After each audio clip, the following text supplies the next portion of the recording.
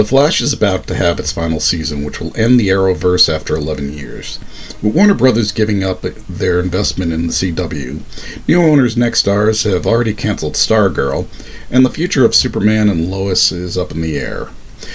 Currently, the majority of shows based on DC Comics are on HBO Max, with Titans, Doom Patrol, Harley Quinn, and the upcoming Green Lantern series, but Young Justice's status is still unknown.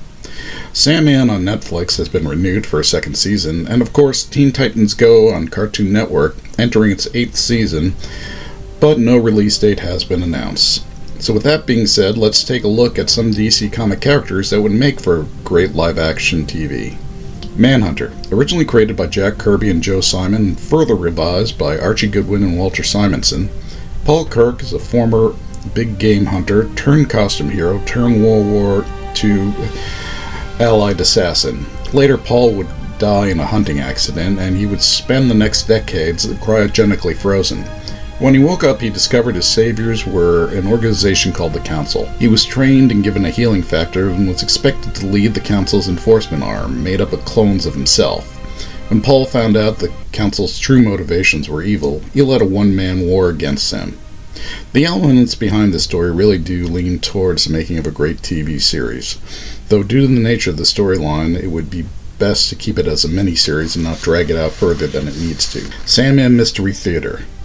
Originally created by Gardner Fox and Bert Christman, taking place in Neil Gaiman's Sandman's universe, comic creators Matt Wagner and Guy Davis told stories of the Sandman's early adventures during the 1930s, as one of DC's first costume heroes. In his alter ego Wesley Dodds, and assisted by his companion Di Belmont, he fought crimes that were fueled by his prophetic nightmares. Armed only with his wits and a gas gun, he hunts down the monsters from his dreams.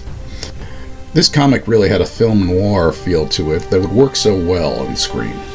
And with Di always helping Wesley, it gave the entire series a Thin Man vibe. If HBO can do Perry Mason as a period piece, then they can do the same for Sandman. Catwoman, created by Bob Kane and Bill Finger.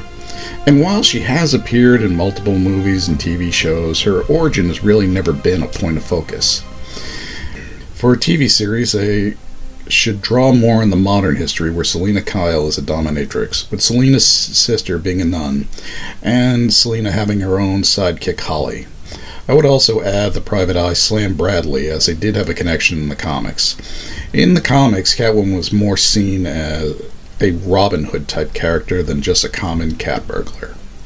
Deadman, created by Arnold Drake and Carmine Fayanto. The arrogant trapeze artist Boston Brand created the Deadman identity for his Daredevil act. Boston was murdered by an assassin who was looking to make a name for himself.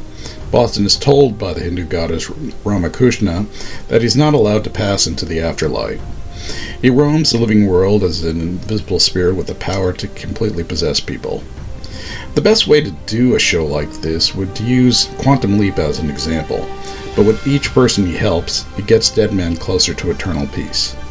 Grifter, created by Jim Lee and Brandon Choi, Cole Cash is a former Special Forces member who is also an excellent shot that never misses. Calling himself Grifter, he takes the odd jobs as a gun for hire or a bodyguard or just about any job that comes his way. Grifter is one of these underrated characters that would really translate well for TV. For the most part, his costume is just his signature mask and whatever clothes he's wearing at the time. The Question, created by Steve Ditko and updated by Denny O'Neil and Dennis Cohen. Vic Sage is a highly outspoken and aggressive investigative television journalist. Vic is given a faceless mask and a gas that adheres the mask to his skin by Professor Aristotle Roto. Adopting the name The Question, Vic is somewhat successful as a crime fighter, but Vic is soon set up and left for dead. He's brought to train under the martial artist Richard Dragon, who teaches Vic how to fight but also Eastern philosophy. When Vic returns home, he realizes he's more interested in having his questions answered than dispensing justice. He uses the identity of the Question to get the answers his civilian identity cannot.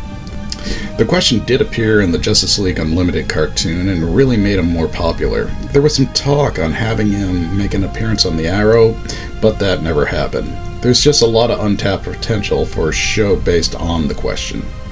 Now, these are just some suggestions. The DC Universe has well over 1,000 characters they can choose from. Now that James Gunn and Peter Safran are in charge of the DCU in movies and TV, I'm sure we're going to get some great shows. Hey, I never thought I'd see a Peacemaker show, but here we are. What DC characters would you like to see a live-action version of? Leave a comment down below. And don't forget to hit that like and subscribe button.